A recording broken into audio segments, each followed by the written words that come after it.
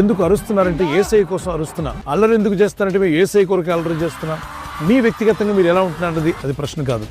దేవుని మందిరంలో దేవుని ఆరాధించే క్రమం దేవుడు ఏర్పాటు చేశాడు. నాకు నచ్చినట్టు, మీకు నచ్చినట్టు, ఇంకెవరికో నచ్చినట్టు కాదు, కానీ మనమంతా దేవునికి నచ్చినట్టు చేయాలి. చూడండి, లోకస్తులు క్లబ్బుల్లో పబ్బుల్లో వేసే గంతులు, పిచ్చి కార్యక్రమాలు సంఘాల్లోకి రావచ్చా అంటే నో. ప్రధాన యాజకుడైన అహరోను కుమారులు నాదాబు, అబీహు అనేటువంటి ఇద్దరు కుమారులు కూడా దేవుని ప్రత్యక్ష గుడారంలో ఆరాధించడానికి చేరారు. వారు చేసిన చిన్న పొరపాటు దేవుని కోపం రేపింది. యెహోవా ఆజ్ఞాపింపని మరొక అగ్నిని వారు తీసుకొచ్చారట. అని దేవుడు ఏదైతే వద్దన్నాడో ఆ అగ్నితో ఆరాధన క్రమాన్ని స్టార్ట్ చేశారు. దేవుని కోపం రగులుకుంది. నాదాబు, అబీహు ఇద్దరు కూడా నష్టపోయినట్టుగా చూస్తున్నాం. ఎంతో భయంకరమైనటువంటిది. ఆమోస్ గ్రంథం 6:5 ఇలా అన్నాడు, స్వరమండలముతో కలిసి పిచ్చి పాటలు పాడొచ్చు. దావీదు వలె నాట్యం చేస్తున్నారని భ్రమపడతారట.